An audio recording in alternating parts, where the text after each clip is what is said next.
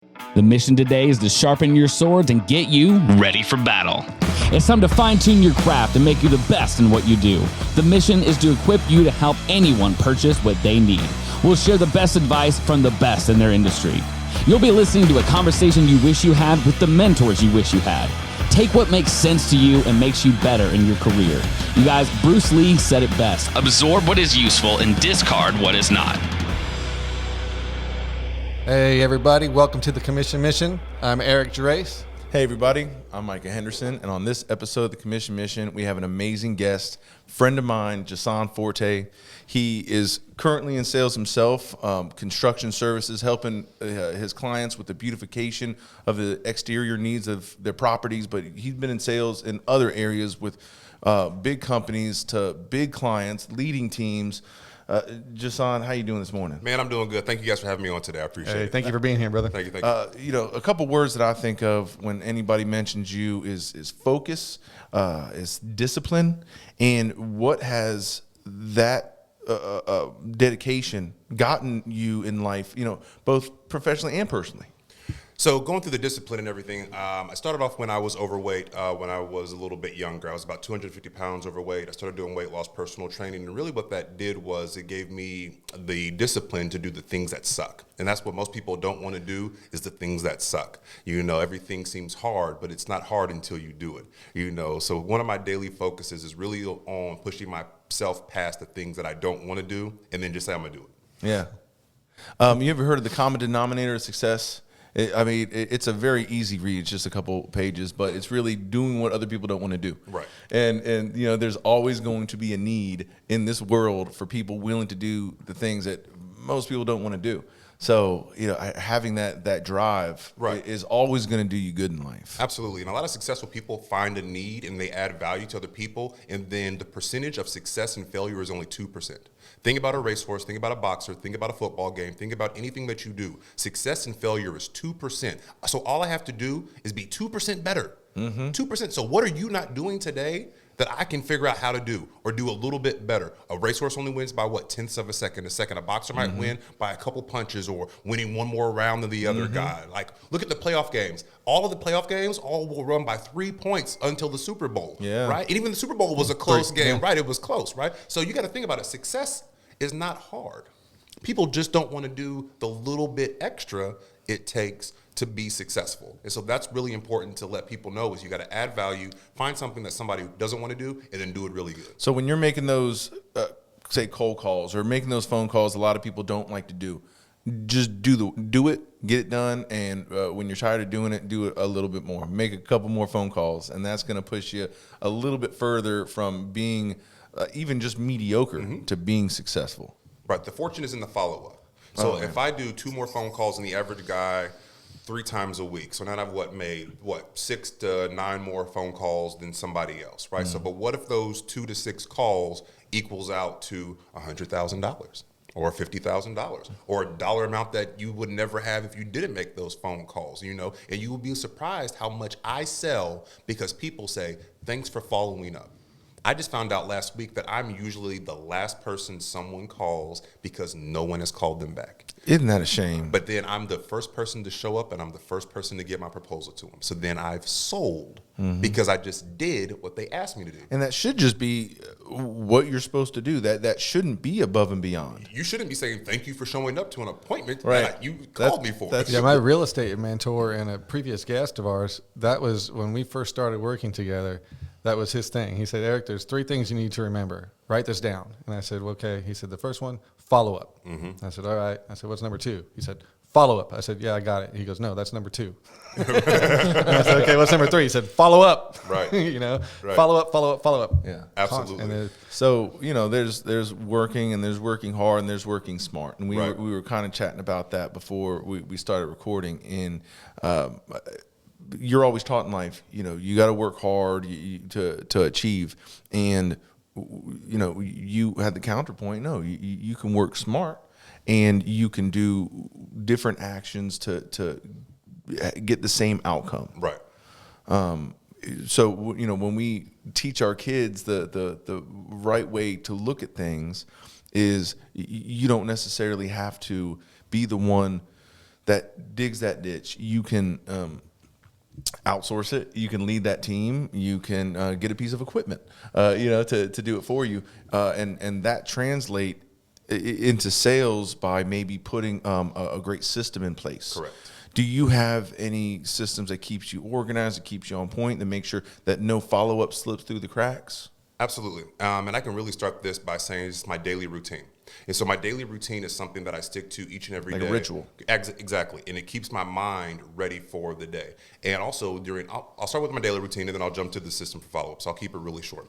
4 a.m., I wake up every day.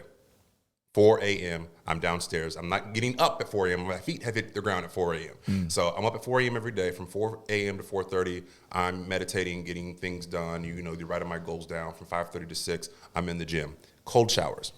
Cold showers. I forgot about Remember, that. Yes. Cold Tony Robbins is yes, cold showers. huge thing. Listen to guys, they talk about doing something cold in the morning. It wakes you up. It gets you going. Now I'm in a fight or flight stage, but I'm also doing something that sucks. Do I like cold showers? No, I don't. It's cold right now, but I take a cold shower from here to here when I'm seeing if is it hot yet? No, it's not hot yet. But cold showers are intense, you Yeah. know. But once you get in there, like, I don't like taking cold showers. I look at it today, and I was just like, I don't want to do this. I was on a swim team for like 10 years, and I was always the last one to jump in the pool whenever it was cold. Yeah, but then once you jump in like this. But once you get in, though, you're in, Yep.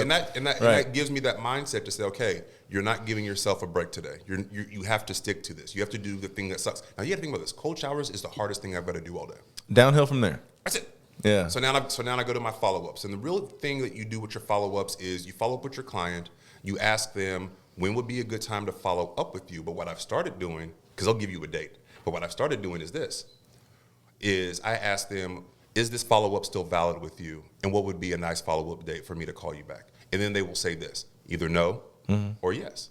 And then when I hit them with that yes, then they give you the thank you for that. Yep. Because now I put the Or usually ball that in we their give them a court. choice. Yeah. I give them a We choice. say, hey, how about February 8th at this time or February 10th at this time? Exactly. What works better for you? And then you give them a choice that keeps you in control of the conversation. Exactly. And guiding and directing them and holding the place of an expert, you know. Correct.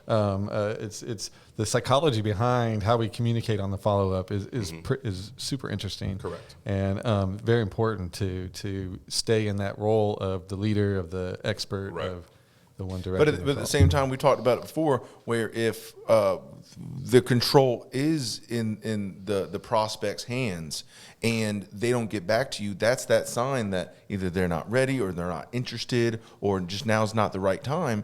And if you keep your funnel busy enough, you move on to somebody who is ready to pull that trigger. You may I go back 4 months. They call That's me. fine. They get me at work all the time because they say, "Don't go chasing money," but I like to win. Yeah. I'm a winner, and I don't like to lose. This might That's be. right. It might be not right now, Yeah. but in 4 months, I'm gonna call you back. Hey, John, I haven't heard from you. So- are you still looking for it? Have you moved forward with someone else? Is this still an active deal? And I'll just say that on a voicemail. And then on my voicemail, what I'll say is, I'm going to follow up with you in 48 hours on this date. Yeah. And you know what people will do? They'll call you back. Because now I've told you, Yeah. you've ghosted me for 120 days. Yeah. And I'm going to call you back in 48 hours. Yeah. They're going to call me back and either tell me yes or no, or thank you, or can I have a revision, or whatever they want to do in the next process. But my funnel's never dry. That's right. I will find you in 6 So months. So in real it's- estate, we go back 12 months, 18 Yeah. months. We put them in funnels or CRM. Yeah. And it stays in constant contact depending on if you're a buyer, if you're a seller. Right. Or I've never gone more than 12 months, but no one's ever told me no when I said, okay, I understand now's not the right time for you.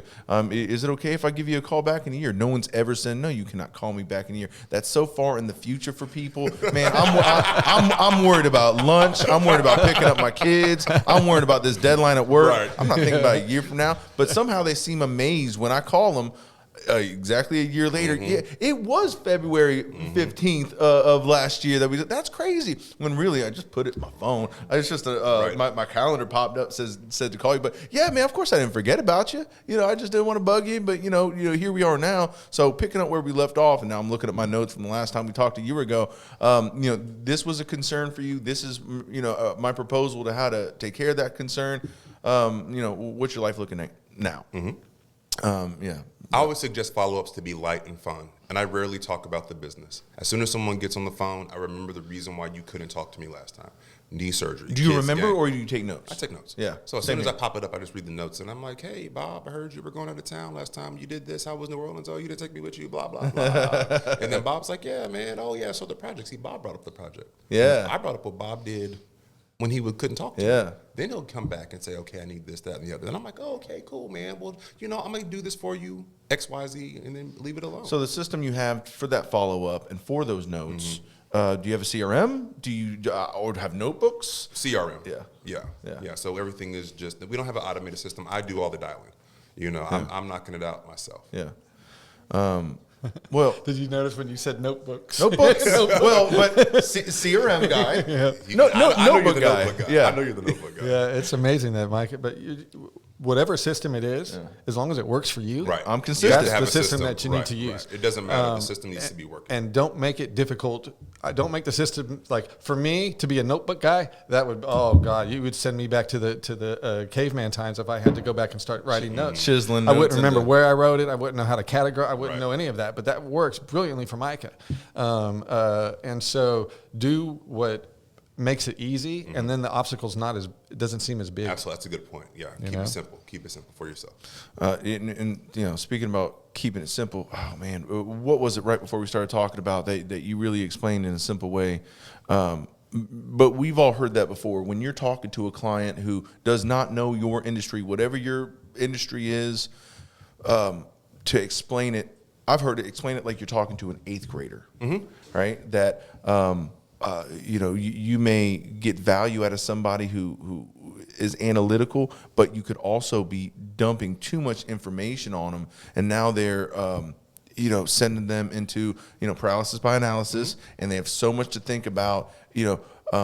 Confused people don't make buying decisions. So you explain something in a very simple way to keep it simple in a very high level overview, and if somebody, I think it's important to really know your product and know your system so that when you do have that analytical person, that you're able just to naturally blurt out any question that they may have. Now, see, I'll find that analytical people will ask those big wordy questions. They'll ask you for a lot of information. And what I do is I don't change for anybody.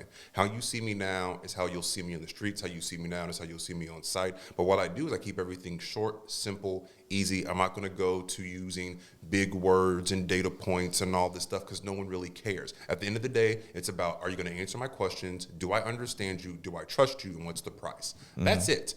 Understand, price. And that's it. Everything else is just fluff. As long as you can knock it out for an individual and then make the sale, all the other follow-up stuff will happen later. But they want to know, do I trust this person? Is the information given to me? Okay. See, I learned that process as a jet ski tour guide. I realized, so I was riding the front jet ski, and I had 7 jet skis following me, right?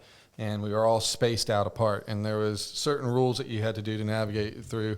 And I realized that if I ever did something where I made my group have to think or make a decision, they always went the wrong way, not the way that I wanted to go. They went, for some reason, they always chose the complete wrong direction. And so for me at that time, I was thinking, I just have to, I have to think for them. I can't put them in situations where they have to make a choice.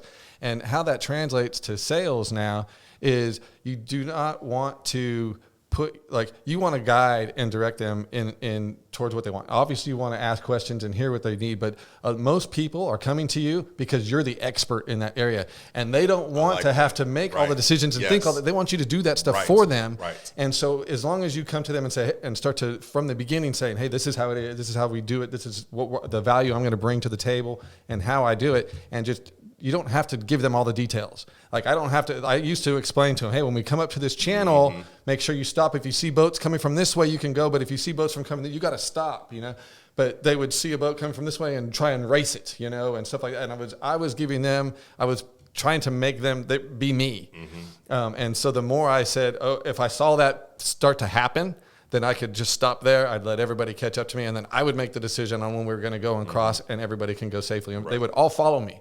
And that's the same thing with sales, with real estate. As long as you hold that position of leader, of expert, They want to check out their brains and let you do the thinking for you because they've got enough going on in their life. Right. They don't want to have to worry about all this stuff. And if you can give them that comfort that you're doing that for them, then you're creating that relationship. Yeah. See, and I was a server and a bartender for many years. And I used to tell people all the time when I was a server, I was like, you're the smartest person in the room right now. I was like, everybody at your table is dumb. No offense to anybody that goes out to eat, because we all do.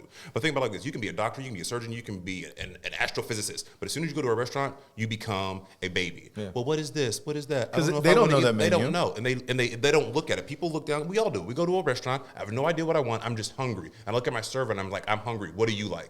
That's the first thing you usually ask. What do you get here? And then I'm going to go off that server's recommendation. But servers are already stand with that. I've got 3 menu things they teach you this. I've got 3 things to sell. I've got this, and this, and these are my favorite things. And I'll explain it like it's the best thing on earth. And you'd be like, ooh, I love it. And they get it, but like, oh my gosh, it comes you're with the this best. sauce, Right, yes. man. And Right. you know, hey, I'll tell you what, I know a little extra sauce that they don't talk about, but it's back there. I love it. I'll bring you a side. But see, you're the man. But that selling is that emotion. And when you said jet skis, I'm here, I have to guide you not to think, but react. Do what I do so you go in the direction I need you to go.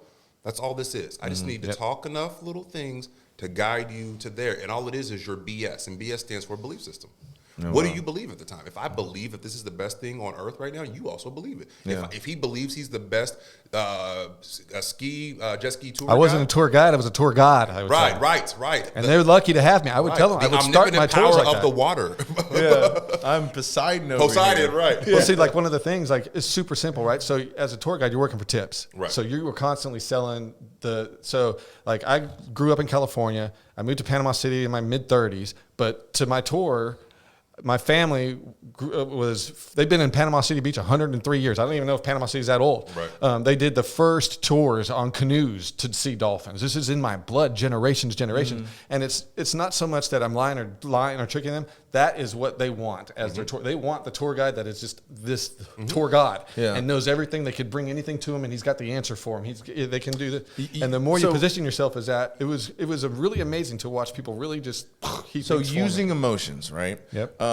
We've talked about this before, but when we were talking about a product, and I can wrap my mind around that a little bit better. But when using emotions for a service, like when it comes to the exterior beautification of your property, how do you use emotion when speaking with somebody in regards to that?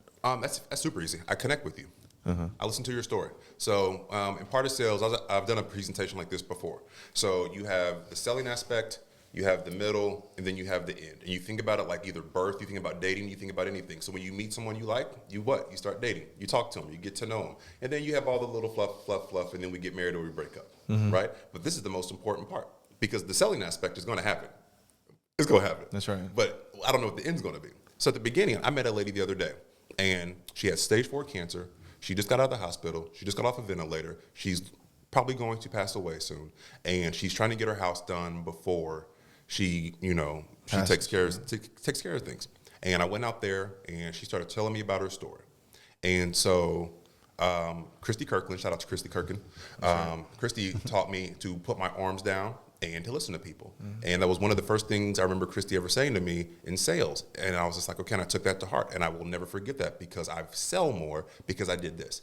I have I have a notebook, I have my other stuff, blah, blah, and I just put it down. And I let this lady talk. We talked for an hour about her life. And then we went back to this window or this thing or that grass or whatever. And then she went back to her life. And you know what I did? I listened and I paid attention. And then we did the deal. And then at the end, we talked a little bit more.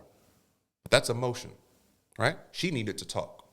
If I was just there to do a job, if I was just there to be a salesperson, I wouldn't have connected. Thank you for talking to me. I haven't talked to anybody in 5 to 6 weeks. I've been in the hospital. Thank you for spending time with me. Thank you for doing this. It meant a lot to her. Right. So now you pay attention to people. I know who your dog is. I know where you come from. I know, your kids' names. I know where your kids go to college at. When you get back to the car, do you somehow put that into your notes? Nope. Because I'm always genuine. I will never use that as a selling tactic, but I know that I'm connecting with every person Genuinely. But you did mention that you do take down notes about, a conversation. Right. Now, that's a follow-up conversation. Like a personal conversation like this, I'm not going to take notes on. But if you tell me I can't talk to you this week because I'm going to space, I'll remember you're coming back from Mars, in 4 months. And I need to how was Mars? Right, Man? exactly. Wow. Did you bring me some rocks? Highland Finance, helping you prepare for life. IRS takes your money, stock market risks your money, and inflation reduces the buying power. At Highland Finance, we believe you should feel confident in your future. Our proven track record helps our clients prepare for life. Call 850-359-5989. So the second ago you mentioned your BS, your belief system. Right. You got to watch other people's BS too. Yeah. You don't want to step in their BS. Yeah. Who's willpower or intent is stronger. But and we were kind of talking about this before we started recording about your belief and about how we all work to get what we want in the end, right? You want some money and you want to accomplish a goal. You want to buy that house. You want to go on that vacation. How does your belief system help you in the end get what you want? The answer is yes. Your belief system does get you in the end. Yeah, but how? Here's a caveat to that, right? So, tell them. Hold on. Before you do that, tell them your story. Tell them the story you had, the vacation story. The vacation story? About how you needed the money. Oh, yeah. Tell that one. All right. So we have some opportunities coming up to my family. I live in Florida, but most of my family's in California, so they wanted us to bring the kids and come visit. I have some friends in Costa Rica that want us to go to Costa Rica, and so I want to do all these things. And so at first, my mindset went to, oh, that's too much. I'm not going to be able to. And I was like, whoa. I'm not doing that. That's, stinking thinking, no more. And so I realized that the first thing I did, that I'm not the source of my income, that all I have to do is tune up to whatever that is, and the universe provides, right? So whether it's God, Jesus, whoever you source, universe, that it's energy. So when you tune up to that energy, that's what you are able to receive. And so I stopped and I said, nope, I'm not. Thank you. I just started being grateful for what was coming to me. And then random things started showing up. But it wasn't like, hey, I got this job for you. Hey, I've got this project. It would someone say, hey, please call me. I have a question. Or, hey, are you busy right now? Call me when you get a chance. And as I started responding and taking those steps towards those things, being receptive. I started receiving. And I was contemplating on worrying, trying to budget like $2,000-$3,000, and $10,000 in income showed up by doing that.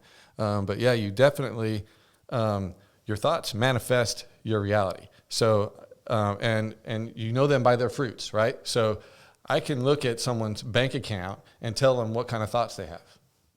Easy around money. Have you ever listened to Daniel Pena? I could see your relationships and tell the thoughts that you have. And Daniel Pena talks about this. He says, I assume everyone's going to sell, or everyone's going to buy. I assume that every deal is going to close. I assume that this is going to happen. I make deals because I know that this is going to happen. I'll put it to you this way. I'll be upfront and honest with you. There was one day I made follow-up calls, and I hope nobody answered the phone. You never want to hear that. But I was so busy. I did the follow-ups to go through the process. You went through the motions. I went through the motions, but guess what? I had more people answer the phone because I went through the motions, but I was hoping they wouldn't answer the phone so I could get it done. But I did the work, and it got done. You know what I mean? So then I got in the flow. But my belief system was off, but the universe knew, no. You do want it. I was in contrarian to what I was wanting to do. I was not wanting to work while working, and then it benefited me in the end. So now I step into this every time. I just have to do what I have to do. And that was like when I did my first marketing campaign as a wholesaler. I put out signs at night, snuck out at night, put a bunch of signs in the ground. I was there with you. Yeah, Mike was there to help me. And the next day my phone blew up, and it freaked me out. I was not answering phone calls, because I was too scared to do it. And then I would answer like every third one. People are scared of success. But then the more I started doing it, the easier it got. And then every time I put signs out, I was answering every single phone call because I knew that was money on the other side of that call. And one of the things too I learned was everything that you want is on the other side of what you're afraid of. Absolutely. On the other side of fear, yeah. So if you just step through that fear and then you realize that the fear is just imaginary, right? Like this is like really crazy when you start to talk about instances where you can be like it's really obvious with kids, right? So you can have you and your wife and your child can be somewhere and like, let's say a cannon, they shoot a cannon off. And I'm like, woohoo. And my wife is like, God, that's loud. And my son is terrified, right? That's the same thing that happened and 3 completely different experiences. Why? Because it's the thoughts that we have about what just happened. And so there, a lot of people that define how we that are feel. listening to this may be skeptical about this. And I've been skeptical. I remember having this conversation with you. I'm like, throwing you so many, well, what if? So you're telling me, and you're like, there's nobody in the world is what you're saying. But if you really commit to it, it's crazy how things line up for you. And, we could start talking about big ideas like this, or we can get down to, a trick of the trade. I don't know if you guys have ever heard of the assumptive sale. So this is where when you're talking to somebody, they've given you what they need. You've given them your proposal. They're looking at it. And you just kind of say, I just need your voided check and your driver's license, and we're going to go fill out this paperwork. And you're assuming that the sale is going to go through, and it's crazy how your what you tell yourself affects, or seemingly it does. It affects everything around you. I walk It people affects through a closing around. at the job site. If someone says, "What's the next steps or how does this go?" I say, "Well, when you approve this proposal, the people are going to do X, Y, Z. You're going to do this and this, and then we'll do this, and then I'll call, and then I'll see you in a few days." And like a And trick, then that's it. And it goes back to the thinking for people, and it goes back to spelling things out for people because they want to be led in the subject. They want to get this done. They want it done right. And you walk them through the it. trick is really just to start to believe in yourself. The more confidence and belief that you have in yourself, like for me, when I talk to someone, and when someone calls me for real estate, I know they shouldn't go anywhere else. I know I offer more than any other agent. That's my opinion of myself. I might or might not. Who knows? But that's where I believe. Right. So you're a high performance person. High performance people have high self worth. You have to. Confidence, Right. and I agree with that. that's such a powerful word that I don't think we really bring up enough. But for it's something anybody, that Jason brought the second he walked in the room.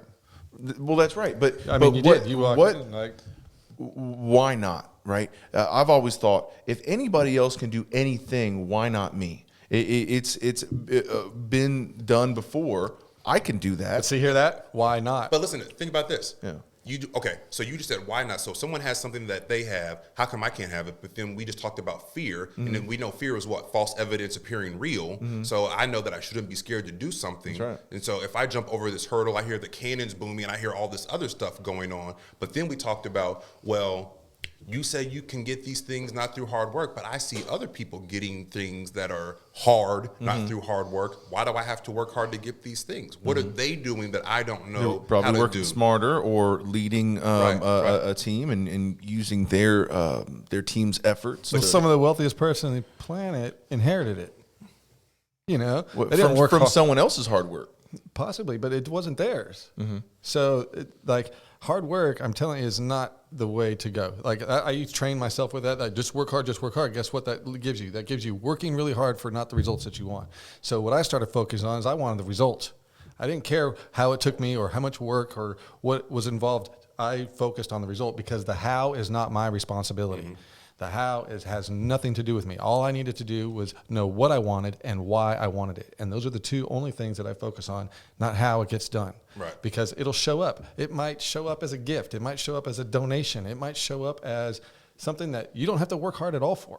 Yeah. But all you've done, the hard work that you've done is you've tuned your energy up. A lot of people can't do that. And then manifested the reality. Well, it will manifest. If you tune up, it comes to you. Like, so here's a big thing when people start personal development, when they start making a change. I've had enough of whatever is going on. I've had enough alcohol in my life. I've had enough drug, whatever it is, of brokenness. I want to make a change.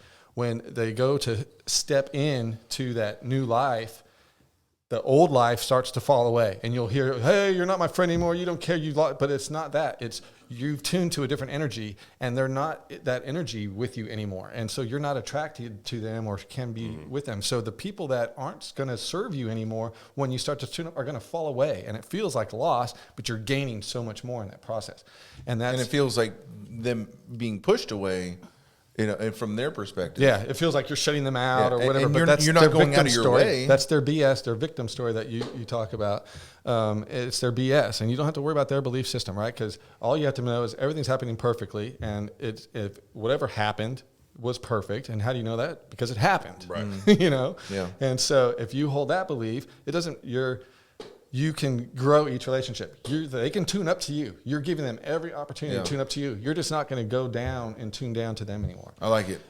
So one more thing that I wanted to speak to you about, and it kind of ties into confidence and fear, is speaking publicly, right? Especially, nevertheless, being a motivational speaker. That some people, that is their greatest fear, is speaking in public.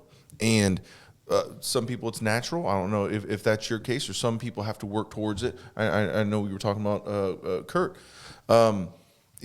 So I am naturally, I don't really get nervous. But I do remember, especially in the beginning of my career, speaking to a business owner, or maybe multiple business owners at a time, and giving my proposal.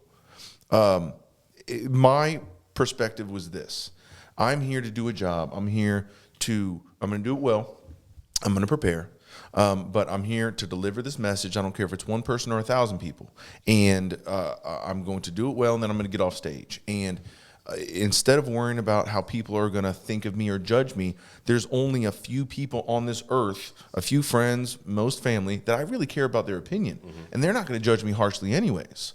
So I'm here to do a job, do it well, and get off stage. What's your perspective on it? Is this something that you had to work towards doing? No, I didn't have to work hard to be a public speaker. I actually took public speaking in college just to get becoming a better speaker. I grew up in the church, so I was always, in some kind of capacity doing something on a stage somehow. But when I go to speak, I speak like this. I speak to zone out. I speak to influence. I speak to impact. I speak from the heart. And whatever I'm going to say needs to be the best thing you've heard all day long. I'm going to change your life. And when I used to speak, I used to get super nervous. I'd be on stage and I'd just be shaking, and I'd just have the butterflies. But as soon as I got up, I knew what time it was, and boom, you'd have to just go get it. And that's how you have to be. When I go to a job site, when I go in front of people, when I get on the phone, it's my time to shine. I'm in control. I'm that one. I could never been a server. I couldn't have been a bartender. I couldn't have been a project manager. I couldn't have ran teams. When I was building teams and getting people to do things and leverage things, you have to speak to the individual. It's almost like when the apostles were speaking in tongues and everyone could hear them, but it was in their own different language. When you have congruence, when you speak from the heart, you can get 50 to 5,000 people to hear different things like the canon, and it's going to affect them all different ways, but they feel me. Right? They got the message. They understand what's happening. They understand what's going on. Bob and Susie heard it 2 different ways, but they heard the same message, and they feel great, and it's going to go change their lives. You know why? Because I've already said I'm going to change your life. I already said that this is the next step. This is what we're going to do. This is how we're going to act. When people listen to you speak, they should be like, okay, I have no idea what he said, but man, I feel great. Yeah, and one of the things that you've done that differentiate is, so you have this God's gift born talent of just this, like I told you when you walked in, I said, man, he's got a voice for radio, TV, something that you presence can, powerful voice, but you're using that. And you said, hey, wait a minute, I've got this thing, and now I'm going to take a course and strengthen it. Right. So it's looking for what we are given, what the tools that we have at our ability, and then just sharpening and fine tuning that tool and using that. So like for me, I wasn't a naturally gifted public speaker. I grew up in church, but I was kind of nervous and kind of timid. But for me, the change it was actually a tip from Jonathan England. How he learned how to public speak was he was a big, huge Tony Robbins fan.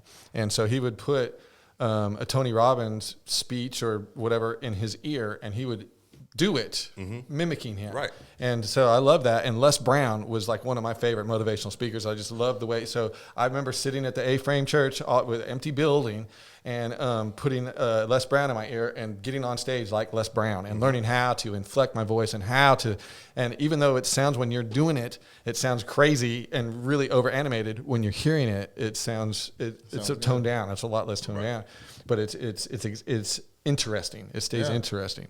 But there are tons of tools and tricks that you can do to. But you have I do what you do. I listen to my favorite motivational speakers, and then I will take all the things from them, and then I'll make it my own. Like right now, I'm listening to Earl Nightingale.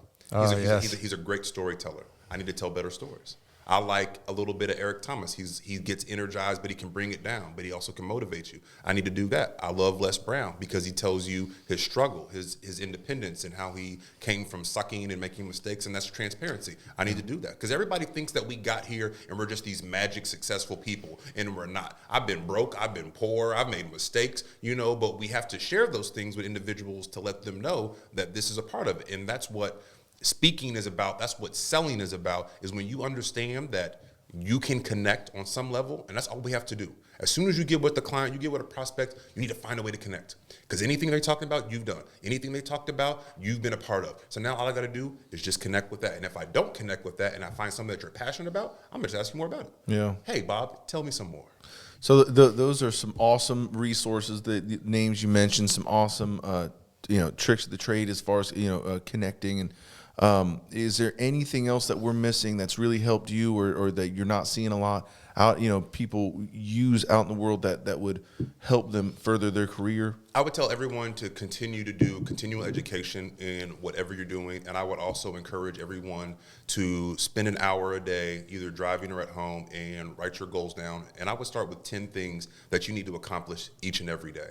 And then if you don't get those 10 things accomplished, you accomplish one or two, then just do those 2 things. As long as you stay consistent and moving forward in any part of your business or areas of your life, you'll always be successful. Keep moving forward, everybody. Yeah, find a mentor. And if you don't, it doesn't have to be in person. You can always use the Commission Mission podcast as one of your mentors, Right.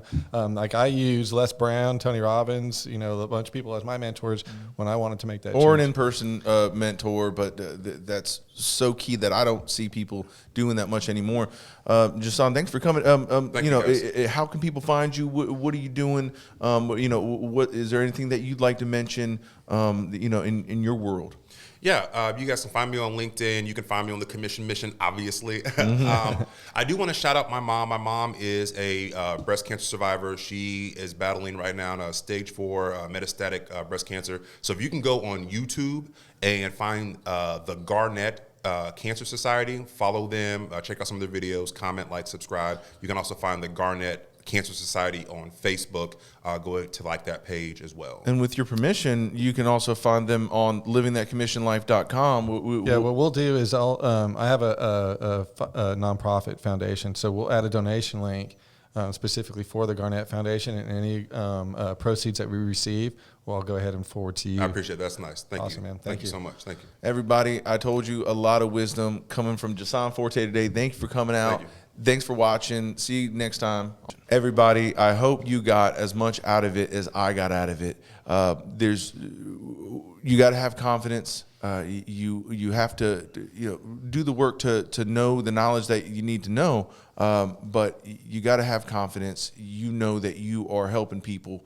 You know that you're coming from the right place, that you're trying to help people achieve whatever they're trying to achieve, and just assume that it's going to go your way. It's amazing how things line up and happen that way. And this is not the first episode, and it definitely won't be the last episode, where follow up. That is so important in this. That's one of the things that most businesses, most commission-based people fail at. They drop the ball. They don't follow up, and then they wonder why they're not making money. And it's that follow-up that's going to – it might not and another thing that he said, it's not that person. Usually it's someone within their sphere that where the big money comes from. So when you follow up with that person, that's what gives you those opportunities to influence their sphere. And then you borrow trust for a moment to go from the person that you've built that rapport with to somebody in their circle of influence that are needing your product or services, and then you develop your own trust from there. But you have to definitely follow up. When you're meeting with people, you got to be genuine, be authentic, connect with somebody, actually listen. I know everybody's always heard you have 2 ears and 1 mouth, and you should use it appropriately, proportionately. But go out and use these gold nuggets, bits of wisdom to get everything you want out in life. Yeah, when you came up with the idea for this, I was thinking, man, this would be so awesome to give back all this information to people. I didn't realize how much I was getting out of all these episodes. I'm learning. This right is amazing. next to you. I love it. Yeah. So thank you all. Appreciate you tuning in. See you next week. Time. Hey everybody, thanks for tuning in to the Commission Mission. It is our mission to increase your commission. If you got any gold nuggets out of the episode today, make sure you don't miss any more. click, like, subscribe, whatever that action is for the platform that you're watching this on. Make sure you don't miss any more good nuggets, and help us help you. Yeah, one of the things that new or struggling entrepreneurs struggle with is asking for the sale, asking for what you need, and they're afraid of rejection. But I'll give you a sample of that exactly right now. Is if this helped you in any way, please share this with 3 friends of yours, 3 people that you think would benefit from what was discussed on these podcasts. And friends in sales, anyone in your organization that can benefit from this needs to hear it. Thanks, everybody.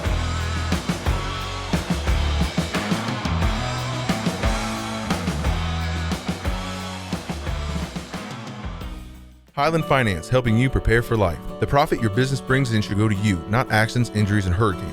Do a policy review on your general liability and workers' comp today. Our proven track record helps our clients prepare for life. Call 850-359-5989. Highland Finance.